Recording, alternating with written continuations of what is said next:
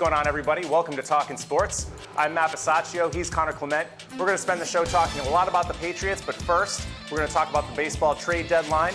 The Red Sox, after handling the Yankees in a four-game series, 3-1, they end up not making any type of move at the trade deadline, despite being just 2.5 games behind that second wild card spot.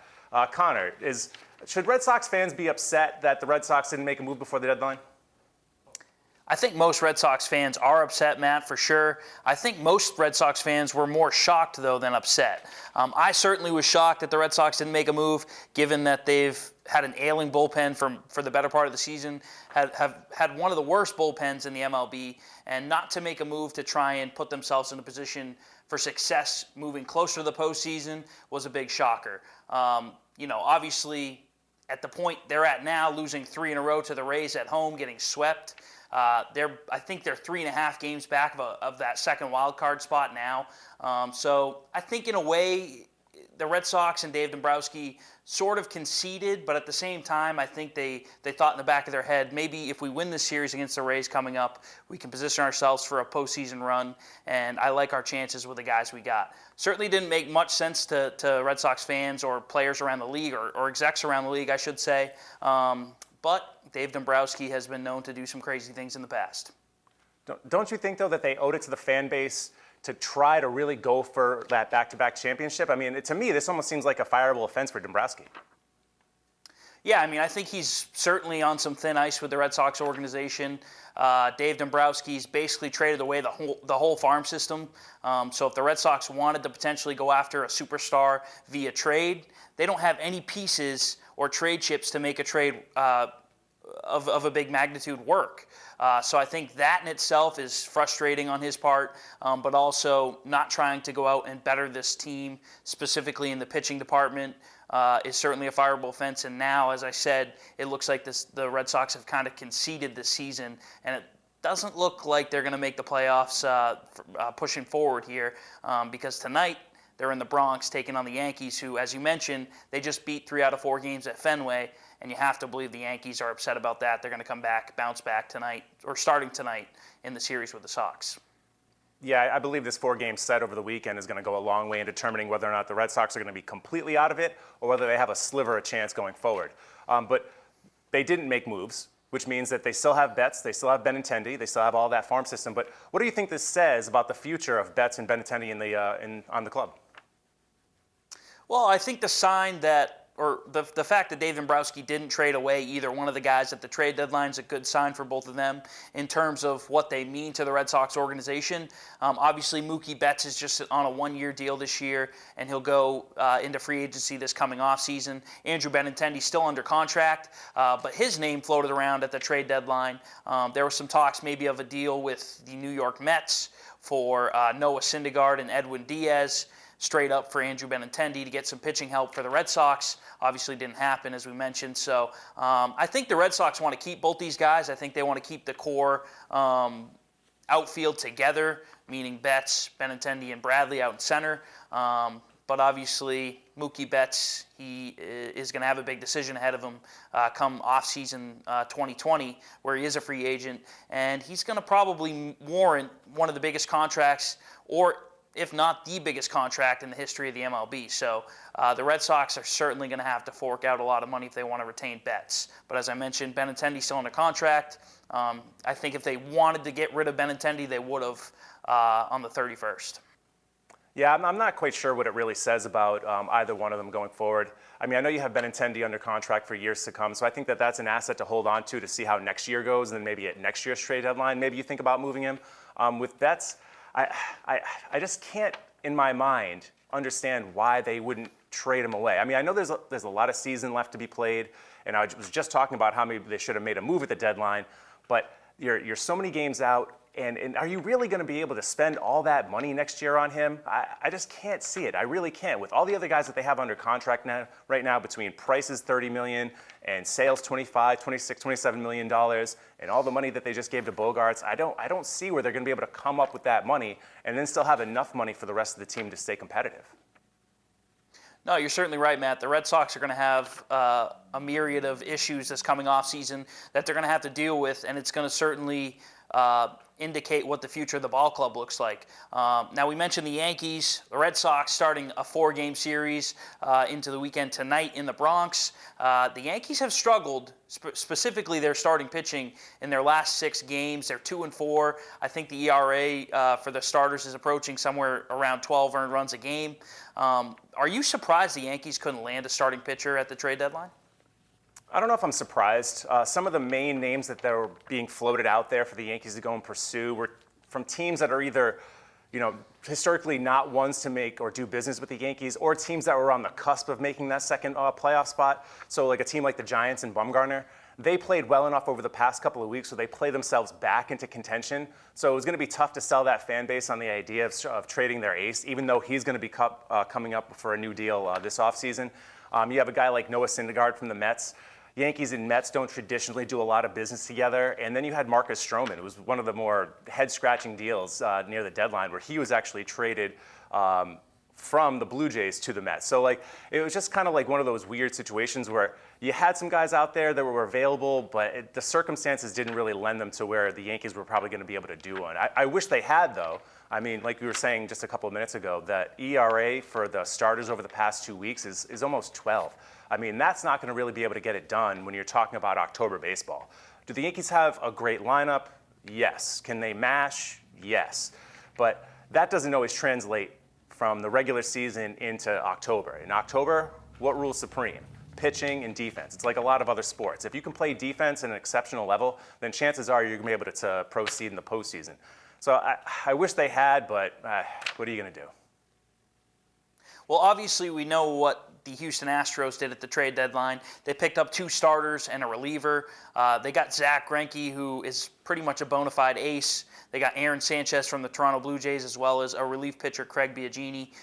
So if you're the Yankees moving forward, you're still near the top of the AL. Obviously, the 2 heavy hitters, the Astros and the Yankees. Are you at all concerned, or does this Yankees lineup kind of not worry you enough to kind of be concerned with the Astros starting pitching moving towards the postseason? I believe that the Astros at this point have become the clear-cut favorites in the American League. I know that they're pretty much tied right now record-wise, but pitching is what rules the day in October. And when you can throw guys like Verlander, Greinke, Cole, and Aaron Sanchez out in a 3 or a 7-game series, or a 5 or a 7-game series rather, I think that is what's going to actually end up taking over. The Yankees have an incredible lineup. We all know that.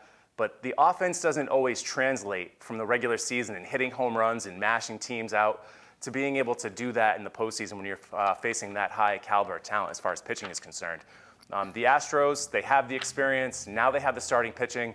I believe that they've made themselves the clear-cut favorite going forward. Now, in previous seasons, MLB teams were able to make waiver wire deals, if you will, after the July 31st trade deadline. Do you think that kind of had an impact on this year's trade deadline, specifically for the Yankees? I think it did. I mean, when we go back and we talk about a team like the Giants again, you're 2 months out from the end of the season. Who knows what can happen? So it's going to be difficult, like I said before, to sell your fan base on the idea of selling a guy away 2 months before the end of the season when you are within a reasonable range of making the playoffs. So I think that certainly hurt the Yankees. And I think that it's why you didn't see a lot of teams really going for a lot of players at the trade deadline, especially when you compare a lot of the deals that have happened in years past. I think that going forward, there's going to have to be some type of tweaking to the system, whether it's you're going back to that waiver wire way that there was before, or that system that was before was in place, or what you do is you just make that same trade deadline either in the middle of August or towards the end of August. So that way teams have a better understanding of where they are in their season and whether or not they're going to be buyers or sellers. I think when you have the trade deadline this soon in the year, teams are kind of in flux. They're not really sure what to make of it. So what you saw this year were teams really not willing to pull the trigger a lot of times, and that affected big market teams like the Dodgers and the Red Sox, and in particular the Yankees, when it came to adding additional talent. No, I absolutely agree, Matt. It made a serious change for all the MLB teams looking to improve or to sell at the trade deadline. But I know one thing's for certain, it's going to be an exciting finish down the stretch towards the MLB postseason. And if I had to make a prediction right now, I just don't see the Red Sox making it. With this 4-game series in the Bronx, already being 3.5 back of that second wild card, I just don't see them being able to close that gap and make the playoffs for the second consecutive season.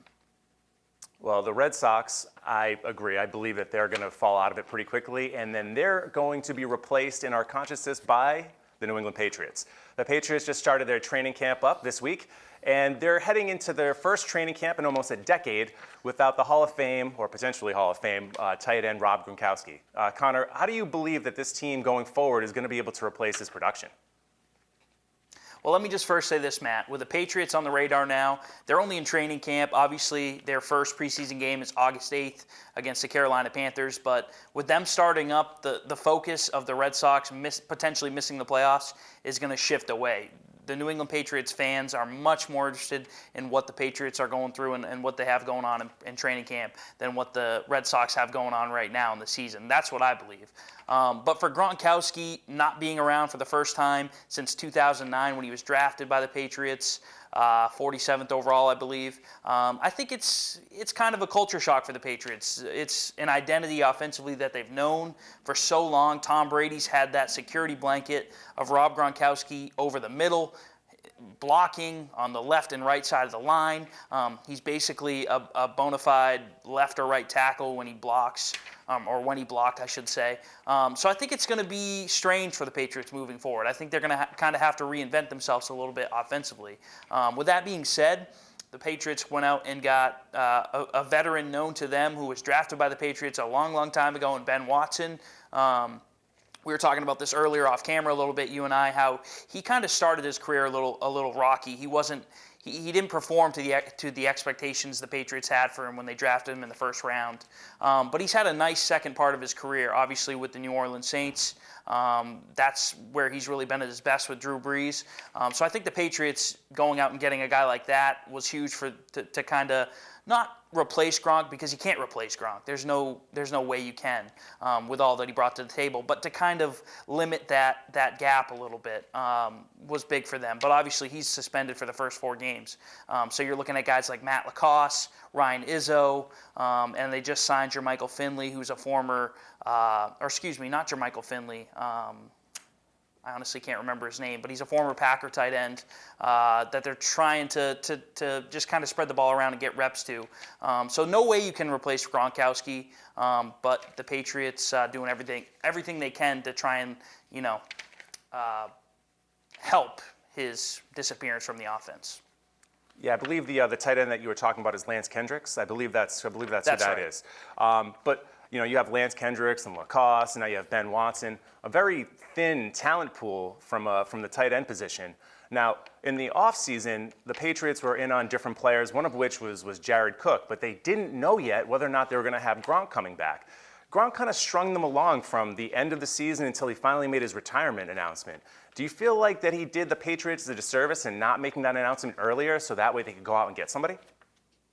Oh, for sure. I mean, I think Gronkowski was kind of battling inner demons on whether or not he wanted to retire, for sure. I think that's why you saw the decision come so late down the line. There were a lot of people on both sides of the fence that said, yes, he's definitely retiring. No, I don't think he's going to retire. But obviously the decision came down to it, and he wanted to retire at the end of the day. So they definitely missed out on some big name free agents like a Jared Cook, who has been solid over the past few years for the Oakland Raiders. I think now he's down in New Orleans. So I think, in a sense, he did do a disservice to the Patriots, but he announced his retirement pre-draft. So the Patriots certainly did have an opportunity to go out and get a tight end in the NFL draft, which they chose not to. They didn't choose to trade up and go after a guy like Noah Fant or T.J. Hawkinson, both Iowa tight ends. And they chose to kind of look to free agents like Ben Watson and this Matt LaCosse guy. And they're going to try and kind of spread the ball out as much as they can and rely more on their receivers and their running backs, I think. Now, everyone has their opinion on whether or not they think that Gronk is going to come out of retirement at some point this year. Brady's going to come to him and say, hey, I really, really need you. If you had to put a bet on it, do you think Gronk comes back or no? I'm not a betting man, but if I did have to put a bet on it, I would say he does not come back. Previously seeing Gronk at the ESPYs and all the events he's been attending since he's retired, you can just tell the guy is much smaller than he was when he was playing football.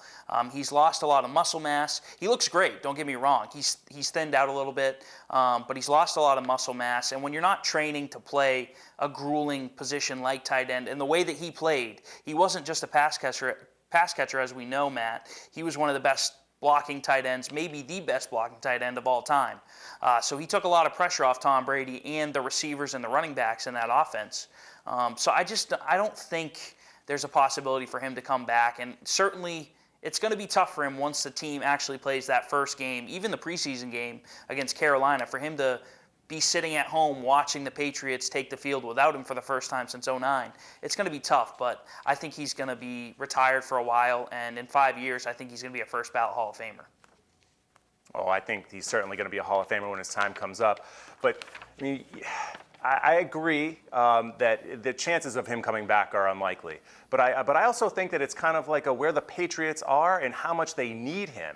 You know, because I do think kind of deep down that Gronk wants to be wanted. So if the Patriots aren't doing very well, there's talk about the offense isn't the same. You have Brady might reach out to him at some point to say, hey, Gronk, man, we really need you. I think that Gronk might feel emboldened to want to come back and be that savior for the Patriots. Yeah, no, I think at certain points he's going to have Edelman and Brady reach out and kind of pique his interest a little bit about coming back, and I think that's already happened a ton. But obviously, those guys know the beating that this guy has taken. I mean, look at the surgeries, the injuries he's gone through in his short career, the back surgery, the knee surgery, his elbow. He wears that big brace when he plays, so he's been through it all. He's been beaten up and bruised enough in his short career, and he's won a few Super Bowls. He's been on top of the world a few times now, so I don't think there's a need for him to come back and play. Obviously, as a Patriots fan, you want to see him come back. It's going to be a huge loss for the Patriots offense. No matter how you replace a guy like that, it sucks at the end of the day to lose that type of talent and production. I mean, going back to the Super Bowl, his final catch in a Patriots uniform was probably one of the best catches he's ever had in his career, down towards the goal line, and it kind of sealed the game up. So it's going to be a huge loss for the Patriots all season long. But with that being said, Tom Brady, entering his 20th season with the New England Patriots, the guy turns 42 years old tomorrow. He's certainly defying the odds of playing the quarterback position in the NFL. Is he going to have to play at an MVP-type level this whole season for the Patriots to remain atop the AFC? No, I don't think he's going to have to play at an MVP kind of level. For one, I just don't know if he has it in him at this point to be able to continue to play at that level. I think he can do it in spurts. I think he can do it when he needs to. But I just don't think that physically he can keep up playing at an MVP level for 16 weeks in order to put up the type of numbers that you need to win that award. You know, you're going to have younger guys that are going to come into the league like the Gurleys and the Patrick Mahomes that are going to be taking that mantle away from him. You know, it's not to say that he can't play great, because he obviously can. He showed that he can play great when he needs to, like I said, at the end of the Super Bowl last year when he threw that pass like you just mentioned to Gronk. But I just don't know if the Patriots are even going to rely on him to be that kind of player anymore. The kind of moves that they've made over the last couple of years in really solidifying the running back position by drafting guys like Sony Michel and then Harris out of Alabama this past year, by developing the offensive line, by drafting N'Keal Henry, really developing the depth in the defensive end and the defensive backs and linebackers. They've created a situation now where Tom doesn't have to be that guy anymore. You know, I'm not going to say he's going to revert to being a game manager, but I don't think that they're going to need him to be the MVP for this team to make a deep playoff run. Well, who are some of the weapons that we're looking at in being a huge piece of this Patriots offense in 2019? Obviously, Julian Edelman is Tom's favorite receiver, his go-to guy, probably one of the best third down weapons in all the NFL, has been for a while now. But outside of Julian Edelman, who do you think Tom is going to look to in times of need for this Patriots offense to be successful? Right. I think it's going to have to come from the outside receivers. And for right now, that's Dorsett and N'Keal Henry. But eventually, potentially, if he can come back, Josh Gordon could prove to be an incredible contributor to this team going forward. Last year, he led the team in receptions and yards before he was suspended for the rest of the year. So if you can get guys like that to contribute, then I think that those are the kind of guys that are really going to make the difference in whether or not this offense is going to be any good. Another aspect that's going to feed into Tom Brady's performance this year is obviously the offensive line. They lost Trent Brown from last year. He was all pro caliber left tackle that they took a chance on. He came in, did a great job. He moved on to Oakland. He got paid and left, obviously. So they replaced him with Isaiah Wynn, who they drafted last year in the first round. He ended up tearing his Achilles or his ACL in one of the very first practices of training camp. So he's back and healthy now. I think he's going to be playing that left tackle position. But obviously there's word on the market right now that big man Trent Williams out of Washington, who is perennial Pro Bowl caliber left tackle, could be on the market. Now, if you're the Patriots, do you take a chance, or are you interested in the guy that's making $11, $12 million a year that has an injury-riddled career in his past? I think that I would take the chance. If they can move that money around and make it work financially, I would go for it. Trent Williams is an established Pro Bowl left tackle. He's made the Pro Bowl the last 7 years. He's only played in a couple of playoff games, so he hasn't played in a lot of high leverage games to show off what he can really do, but I would do it. You need somebody that's going to be able to protect Brady's blind side. And right now, despite the fact that you spent the first round pick on Wynn, he hasn't played it down yet. I don't even know if he's actually taken part in 11-on-11 during training camp yet. I think that they're still having him off to the side, working on different individual drills. So over the past week, you've had a guy named Dan Skipper as your left tackle. Do you feel comfortable with Dan Skipper as your left tackle, protecting Tom Brady's blind side at the age of 42? Because I don't. And right now, I wouldn't even feel comfortable with Isaiah Wynn right off the rip because he hasn't proven anything on this level. So yeah, I would bite the bullet on this one. I would try to move the money around as best you can and bring a guy like that in, because at least now you know if you bring him in, he's your left tackle. You can move Isaiah Wynn to your right or left guard position for the meantime until Williams goes away in a year or two, and then maybe Wynn can slide over and be your left tackle. But I would pull the trigger because you need somebody there to protect Brady. It's just going to take one play, one big hit, and then the season's over. No, I would say I have to agree with you, Matt. Obviously, it's going to be tough trying to shift that money around for the Patriots. They don't have a ton of cap room, as we know right now. So they would either have to trade some pieces, look for valuable trade partners, or work out a trade with the Redskins to figure out a way to get Trent Williams into Foxborough and pick up Brady's blind side. With that being said, it's not a bad idea. Isaiah Wynn obviously was drafted out of Georgia as a guard. I think he played most of his line positioning at guard at Georgia. Obviously was a stud there, but obviously, like you said, he hasn't had much to prove at the NFL level. Obviously getting injured very early on last year and not even playing it down in a Patriots uniform. So it's going to be interesting. Certainly something to keep on the Patriots' radar. And to close out the show, and what's become kind of a show tradition here on Talkin Sports, we're going to talk a little bit of golf. The FedEx playoff is happening next week. It's a 3-tournament playoff format that stretches throughout the course of August. Brooks Koepka, no doubt, is the favorite at 12-1 odds to win the playoff. But surprisingly, at least to me, Tiger Woods has the second best odds at 14-1 to win it. Connor, is that based solely on his name? Because that seems kind of high. Yeah, I mean, I think Tiger Woods, no matter what tournament you're talking about, no matter what playoff format you're looking at, he's always going to be a fan favorite. He's always going to be talked about as having a chance to win on any given weekend. And certainly last year, if we take a look back at last year's FedEx Cup playoff run, Tiger Woods found himself after the first event inside the top 25. He went to the second event, placed pretty well, and then went to the final, third and final event of the FedEx Cup playoffs, which is the Tour Championship at East Lake in Atlanta, Georgia, and he won the tournament. That positioned him second in the FedEx Cup standings. So he came up one spot short of winning the FedEx Cup and winning becoming the money leader for the 2018 PGA Tour season.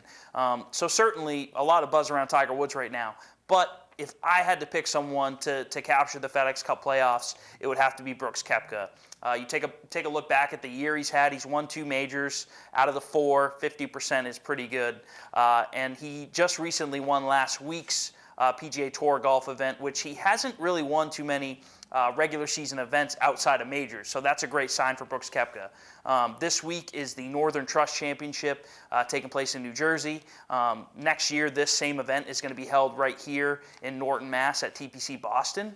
So certainly something to mark on your calendars to look forward to for next year. But I gotta have Brooks Koepka all the way, man. I think he's right in the top 5 of the FedEx Cup point standings. So even if he doesn't place well this week, he could potentially not place well next week as well, and probably still be inside the top 10 at the PGA Tour Championship. And if he won there or placed in the top 5, he would win the FedEx Cup, and deservedly so. He's had an incredible year. So I would say Brooks Koepka is your 2019 FedEx Cup champion. Well said, Connor. All right, that's going to do it for this week's Talkin' Sports. If you want to see this or any of the other Talking Sports that we've done or anything else that's cataloged for WMCT Sports, you can go to our website at WMCT-TV.com, click on the Video on Demand tab, and search Talking Sports. All right, we'll see you next time.